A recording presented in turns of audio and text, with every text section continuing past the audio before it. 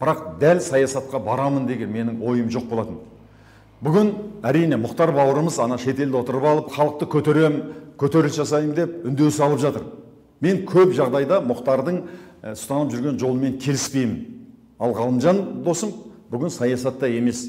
Сондықтан мен өзім қасымда жинаған жас командам бар, Алаш идеясына жүрген солар 90% әншілер шертке, түгел эстрада әншілер шертке, 90% әншілер шертке, түгел эстрада әншілер шертке.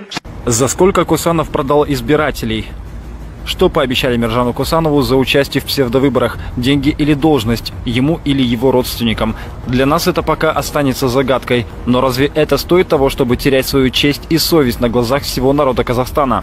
Наверняка уже в ближайшее время власти найдут применение Косанову для того, чтобы и дальше оставаться у власти. И наверняка он не последний продукт Акорды, который ею был создан. Я проект мамы и папы. 90% әншілер шертке, түгел эстрада әншілер шертке.